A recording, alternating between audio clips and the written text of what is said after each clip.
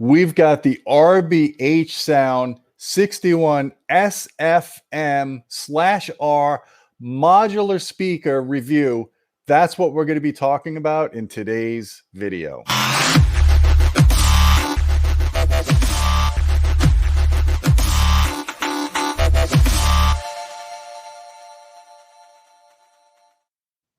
Man, I hope I got that model right. RBH models are kind of hard to remember. How's it going, James? It's going good. It's going good. Yeah, the 61-SFM/R modular tower. R stands for reference, so you get the reference drivers, and that's what we're going to be talking about. So, James, you had a chance to get these in and measure them and listen to them and talk about the installation of them. We have the written review. It's on audioholics.com homepage. I'll put the link in the video description below. I do recommend you guys read that review because James spent a lot of time doing subjective listening tests. It's not just all about the measurements. And I had to read it. And his reviews are long. It's like 7,000 words. You're not going to get too many people writing that length of review. But not only just the length, it's the detail of what he thinks about the speaker, both objectively and subjectively. But the reason why we do these live streams is to supplement the review and explain the measurements and explain what James was thinking about when he was working on this review. So you got the speakers right behind you, right? You can't see the whole speaker. You just see the top half. Yeah, that guy right there. That's the top portion. It's actually this speaker, we should state, it's a modular tower, but what it really is this a bookshelf speaker on top of a bass module. The bookshelf speaker you can buy separately. It's called the 61-SF,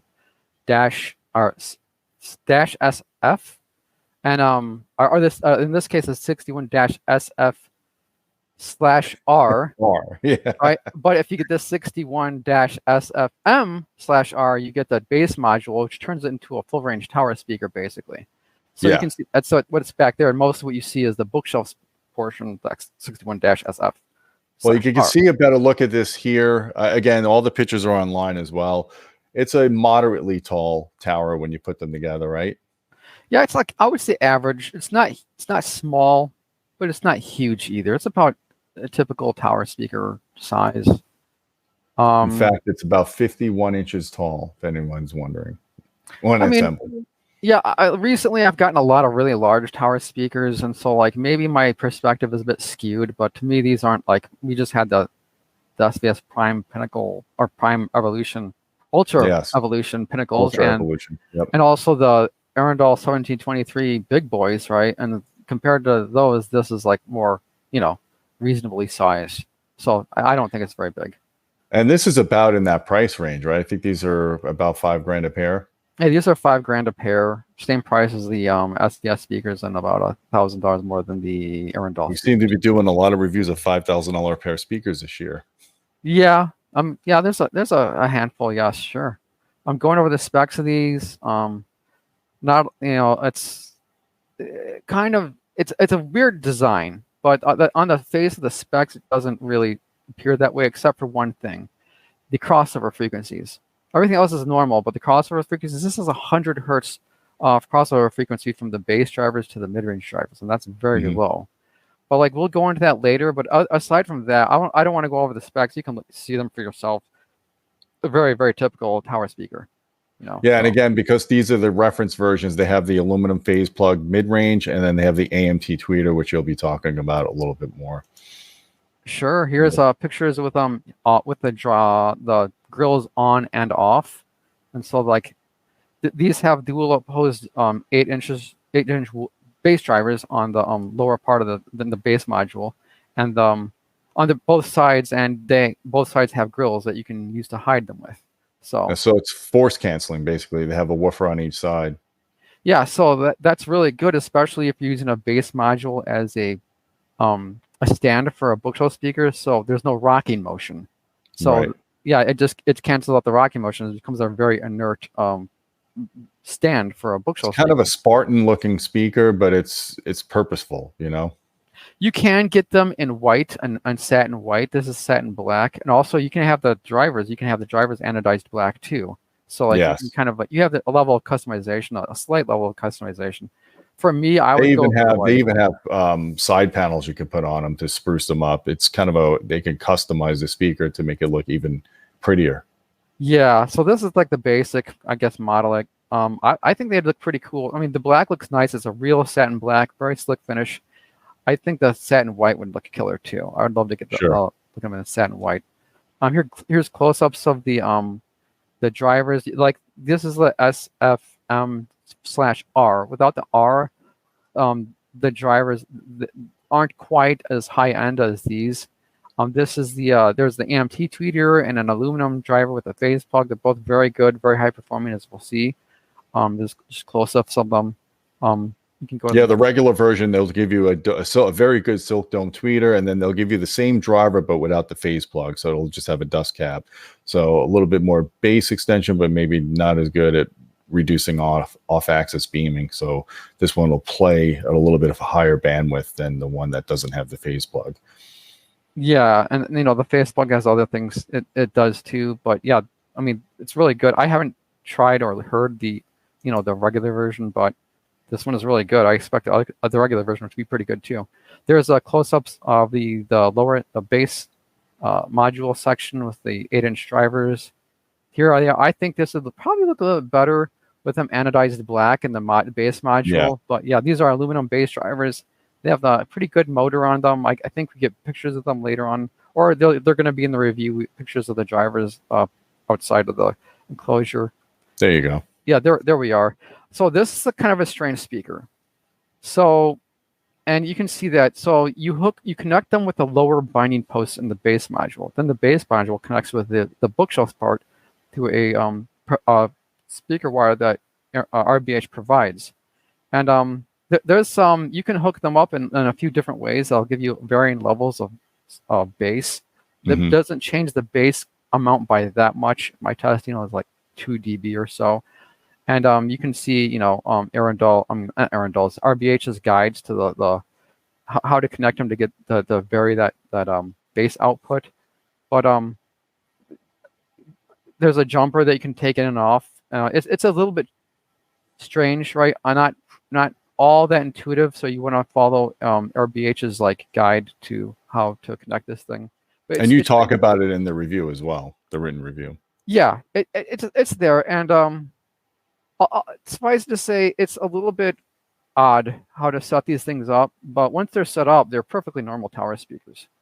Yeah. Well, one thing that stands out to me, and I have a similar issue with the SVTRSs, is they don't have a track system to put that jumper cable. It's just popping off the speaker like you have it.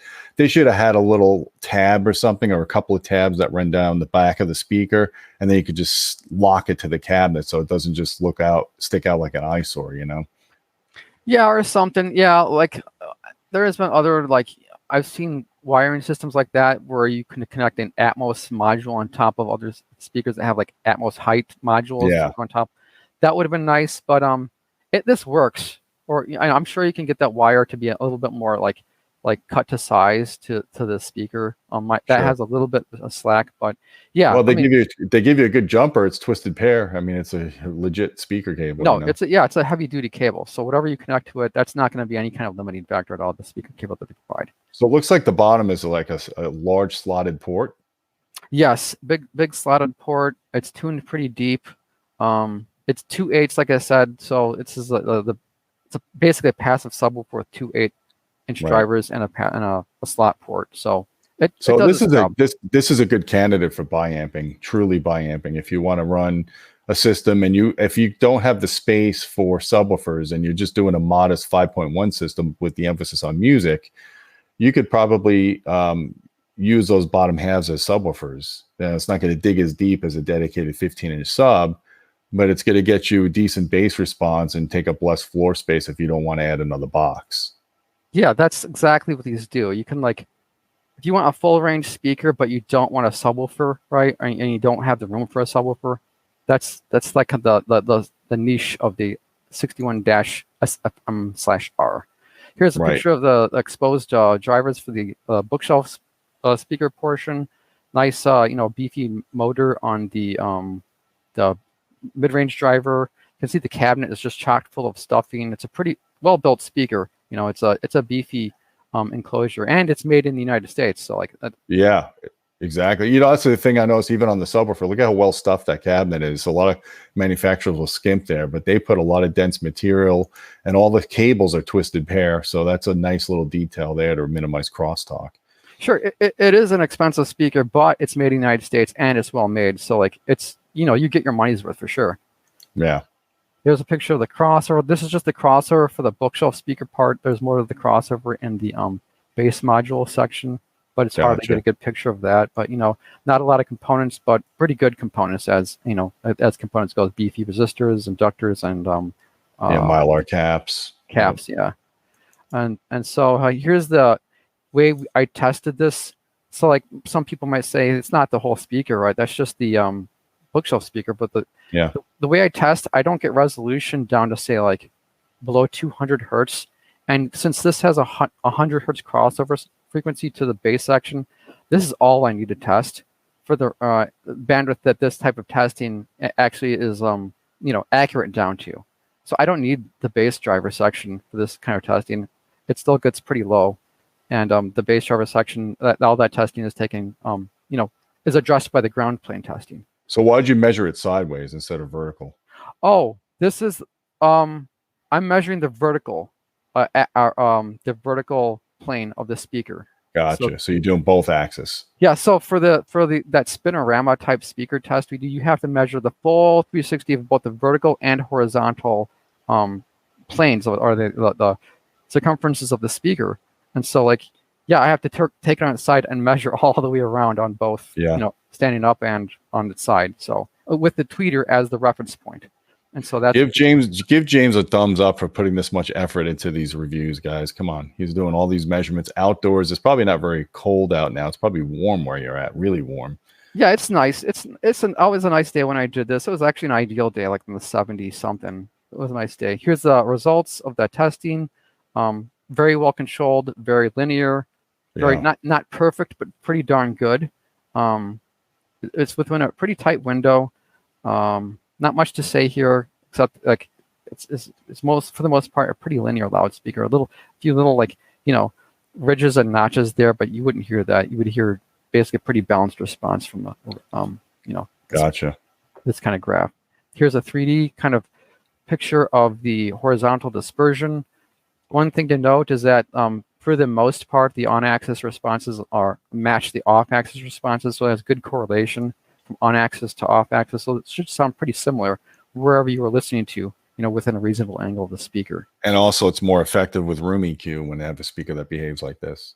Yeah, it takes better to equalization if you're, you know, if you have a big mismatch between the off-axis and on-axis, then I think that would throw a curveball to a lot of like auto EQ systems. Sure. Just kind of a 2D picture of the one we just saw. You can get a better picture of just how linear this thing is. It's very linear. It's very nice. Yeah, it's excellent actually. I like it. Both on and off axis. It should be noted. Yeah, so like it just sounds good wherever you are. And there's no waveguide on the tweeter really. I mean, it's a flat. I mean, to get that kind of response is an integration between the two drivers is good. You don't normally see waveguides on AMTs. You can put waveguides in AMTs, and that might help in some respects, but this one doesn't need it, right? It's just fine without it, you know? Yeah. So yeah, here's like a polar map, kind of a top-down view of the graphs we just saw. Pretty darn good. The one thing you'll notice about this AMT is that it does beam a little bit as we get to the high frequencies. You see that in dome tweeters, but this does it. This does it, but much less so. But it still does it.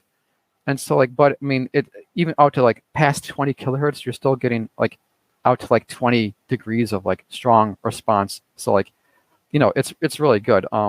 There's a little bit of waist banding below. I looks like 2,500 hertz.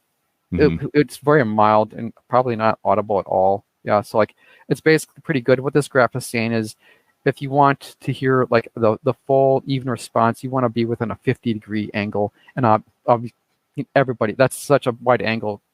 Any listener in a reasonable like position will be within that angle, and it'll sound the same. You said 50 degrees? Yeah, I would say 50 degrees. Past 50 degrees, it's you start to like, probably the response gets a little bit like, you know, erratic in some places, but like within the 50-degree angle, I think anybody is going to be listening within that wide of an angle. So it's a wide dispersion speaker, basically, we're saying here. Here's the polar map of the verticals. Looks like a squid. Yeah, looks a little bit weird. Yeah, but I mean, this is actually pretty normal. What I guess the important part of this graph, what it tells us is that you want to be within a 10-degree angle above or below the tweeter. So like outside of that, you start hitting that crossover null where the tweeter fights with the mid-range driver, and it causes those kind of like blue spots at just around, I guess, right above the crossover frequency, like right above 2,500 hertz, and that'll cause a big dip in the response. But I mean, a plus or minus 10 degree, most people are going to be listening within that kind of vertical angle. So like, I include this graph just to make sure, just so people know the kind of like flexibility they have on that vertical response. And it's just, look, if you're doing serious listening, you're sitting down. If you're standing up, you probably don't really care that much. You're just doing casual listening at that point. There's other cases where somebody might be listening lower, like if you have a really low slung seating, or you have like stadium seating in a home theater, right? But like this is pretty good. And in a normal situation, you're not going to get hit by those nulls. So like that's basically the point of that graph. Here's the low end response. We measure this differently than that like free air response where you see like that speaker mounted on that rig. So this is ground plane, right? Yes, this is a ground plane response where the mic is on the ground and so is the speaker. So there's no reflections. It's basically anechoic. It's a kind of a strange response. It's kind of strange, but then again, it's a strange speaker. So here's where the strangeness of the speaker system, the modularity of it, comes into play. Yeah, it's not perfect, but your room is going to wreck this. It's going to wreck it hard anyway, right? Normal room acoustics is going to take this. This is within like above 70 hertz. So it's going to be within like a 5, plus or minus 2.5 degrees or 5 dB, right? So it's going to be reasonably like level response, but below that point, it starts rolling off. It's an underdamped port. It's also very hard to measure. This is a very hard speaker to measure. Yeah, because you got opposing drivers and a rear firing port, so it's hard to get the contribution of all three. And you have that mid-range driver, which plays big into this measurement as well, right? So like, get in it like what I thought was a representative measurement was very hard with the speaker. It was very hard. But this is just the modular, the bass module, right? No, because if I did that, you wouldn't have the mid bass at all. It would be you're just. Oh, that's what I was going to say. I didn't understand why the bandwidth is going out to 500 hertz on the bottom speaker when you said it was crossed over at like 100. So you're combining this with it's the whole speaker because like, I mean, maybe I should have measured the bass part alone, but then you miss a lot of like the mid range. I mean the mid bass frequencies. You would just get deep bass if I did that. So if you still have the speaker in the next couple of days, I'd like to add that to the written review, just the measured response of the bass module, in case someone's considering just using those in different locations as passive subwoofers or something. I think that'd be useful. Sure. I mean, I think I might have those measurements. I took a ton of measurements of the things. It was hard to get but yeah, this is. But one thing you'll see is that it's underdamped port here, so like it rolls off at a very gradual rate below 20 hertz. I think the tuning frequency might be just above 20 hertz. Then it starts to roll off at a little bit more of an aggressive rate, right? A little bit. It's very subtle to see in this graph, but yeah, I mean, in room the room gain will shore this up, so you should have a pretty even, a much fuller response. It doesn't sound as shallow as this might seem, right? This is like a sealed response almost. And a sealed response will get a lot of room gain. So like it's a deeply tuned speaker and room gain will. I didn't have any like shortcomings of bass in my listening, and my room does not get a lot of gain. So you go to the bottom line, like as far as like you said earlier, if you want my listening impressions, the written review is there for that. But like pros, balanced neutral tonality, you kind of saw that in the graphs, right? Very nice flat response, nice off-axis neutrality, great imaging, wide sound stages. Of course, you'll get with a wide dispersion speaker like this. Low frequency extension to below 30 hertz. It did solid below 30 hertz. So this is a real full range loudspeaker. So it's kind of what you expect by mounting a bookshelf speaker on basically a passive subwoofer, which is what it is. Good dynamic range, good powerful mid-range driver, 2/8, an AMT tweeter. That gives you a lot of punch, and made in the USA, which is nothing else is in this. Nothing that's competing against is made in the USA. So this is the only it's a good one. point. The speakers you have on the next page, none of those are made in the USA. None of them are made in the USA. Yeah. Well, yeah, you're right. None of them. And the cons, odd hookup. Yeah, it's a little bit of a weird, unintuitive way to wire these speakers up. But pay attention to the user manual, and it's not a big deal. Once it's hooked up, it's fine. And like we said, base module makes for typical subwoofer integration challenging. Pardon me. Conclusion. I'll get into that in just a second. Well, let me just interject for a second. So I think the buyer of this speaker is somebody that's setting up a 2-channel system that wants to maximize the sound in the smallest footprint without having external subs in different locations. I don't imagine a lot of home theater enthusiasts are going to use these as full range towers in a system. They probably would get the satellite and then do a bunch of RBH subs. In most cases, that's the easier route to guarantee good sound in a multi-channel system. So I kind of see these more applicable as a 2-channel full range speaker system. That exactly. Yeah, exactly. But in the conclusion, we say you can actually buy the base module, or the base module section. It's called the 88MS. You can buy that separately if you want. Mm-hmm. If you already have a 61 SF, and you can just turn that into a full range tower speaker. But yeah, it works. It sounds good. It looks like a normal tower speaker. The design isn't quite normal, right? But if you just glance at it, you say, "Oh, it's just a tower speaker." No, it's a bookshelf speaker on a subwoofer, right? That looks like a tower speaker, and that's what it is, right?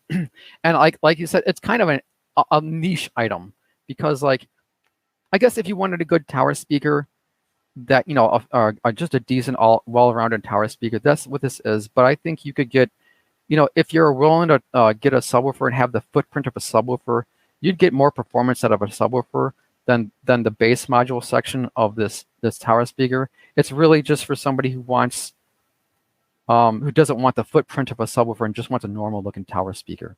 Yeah, and just a 2-channel full range system, basically. Yeah, exactly. It's kind of, so it's a little bit niche, but I think, yeah, if you're willing to tolerate a subwoofer, I think it'd be better just to get a subwoofer and the bookshelf speaker, maybe the 61 FFs or the 661 FFs, So yeah. And as we said before, don't high pass this. Don't buy this tower speaker and then high pass it to a subwoofer, right?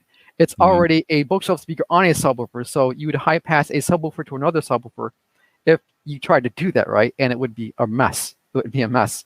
So it's just a subwoofer already. There's a subwoofer in the system already, so don't high pass. You can run a subwoofer with this, but run this full range. Calibrate this to be a full range speaker and put a sub with it. Don't high pass it. So yeah. If I was setting the system up, I would buy amp it, because then I could also adjust the gain of that sub if I want to turn the sub up, down more, or add more bass. There's a lot more options. This is this is one of those cases where buy amping it could be a good thing, because you have more customization of your sound with a speaker like this, where the base module is separated from the satellite system. Yeah, bi-amping makes more sense here. A lot of times I argue against it, but it's more like smaller and less powerful tower speakers. But this one has a lot of punch, and it can handle the power. So, yeah, competing loudspeakers. Like we said, we previously reviewed the SVS Evolution Pinnacles, which is the same exact price as these, and those have more bass for sure. They probably have more dynamic range, but they're not as totally neutral as these. And they're much larger, right? So there's pros and cons. All of these have strengths. The full harmonic HD tower is very good. They're smaller than these, and they have a lot of punch. They're wider, they're not tuned as low, but they don't have deep bass. They're meant for more dynamics and sensitivity, right? They're pretty good down to 40 hertz, but these, if you want a full range, I don't see those as a full range tower speaker, though they're good down to 40 hertz. The Arundells, they'll have a wider dynamic range for sure, the Arundells, but these are more tonally neutral. Also, they're not as large or heavy as those. Klipsch RF7s, those probably have more punch, but those are much larger, and I don't imagine those as totally neutral as these. Sure. The Focals, I haven't actually reviewed the Area Evo X3s. I reviewed their kind of predecessors. Those are very neutral. They'll definitely have punch. They'll probably be larger. I don't know. I don't think they'll dig quite as deep as these, but those will be good speakers for sure. Mm-hmm. Those are one of the few speakers in this list that aren't made in China, by the way. Those I think, are made in France. Those are made in France. Yeah, you're right. Yeah, those would be pretty good, I imagine. The They're JBL. beautiful. Focal makes beautiful cabinetry too. Oh yeah, for sure. Very, very stylish. The JBL HDIs, we had a review on the HDI 3800s. Those are much larger. Those would probably have a wider dynamic range, but those need a larger room. You need more distance from those than probably some of these other speakers because of the way the sound kind of integrates, right? So I wouldn't get those for a smaller room, but those are darn good speakers. Yeah, they are. The Martin Logan Motion XT F200s. I didn't really hear those, but yeah, I've heard those multiple times. Yeah, I imagine they're pretty good. Yeah. They are really good, and they're pretty. It's the first time I've really liked a Motion series speaker from Martin Logan. Matt, I think, reviewed the 100s. I heard the 200s in multiple different venues and walked away impressed every time.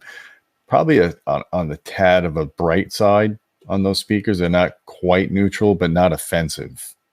Sure. Very detailed. Yeah. Going on to the Revell, there's a Revell Performa 3 F208s. Those are, Revell's solid speakers. I think those are on sale right now, so at the moment they're not quite that much money, but those are good speakers too, well-rounded speakers. And like there's a lot of tower speakers in the 5K price range, so yeah, you put a list of all good speakers. It all depends on what you're looking for, what your preferences are, and if you're able to handle the footprint and the weight, and if you value more aesthetics over performance. I mean, they're all high performance speakers to begin with, but look, you could walk into a room, and especially with your significant other, and they could say, I don't like that speaker. It's ugly. It's not going in my house. And then you have to go back on the list and find one that everybody's happy with. Yeah, they all have their strengths. And this one definitely has its strengths. It's a terrific tower speaker. It's a good, it's expensive at $5,000, but I think it's not a bad value. It's a good speaker for $5,000, and it's very competitive among that list. So if you're shopping in that segment, you should definitely consider these. Like read the full review if you want the gory details. But yeah, that's the 61-SFM /R modular tower system speaker. Yeah, that's our that's the speaker. So yeah. Well, guys, I'll put a link to the review below. I also put a link to our channel partner, Dream Media, because they are an authorized online RBH dealer. So if you do consider buying any of the speakers, we appreciate you supporting the channel using our affiliate links. Guys, if you like this video, please hit the thumb up, hit subscribe. Don't forget about our Patreon channel at patreon.com/Audioholics. We appreciate your support. You get direct access to me if you want to suggest video topics. And James, again, thanks for all your efforts here. We appreciate you, taking these speakers outdoors, doing the measurements, spending the time listening, writing it all up, and giving your honest opinion on what you thought of them. Well, yeah, it's my pleasure when I have such good speakers. It's not, I'm fine with that. Yeah, just awesome. Keep sending me good speakers, okay? And I don't mind. That's the goal, man. We want to promote the good stuff. So we've been very lucky at the selections we've been giving you lately. Yes, very much so. All right, guys, that's a wrap. Again, hit the thumb up, and until next time, my friends, keep listening.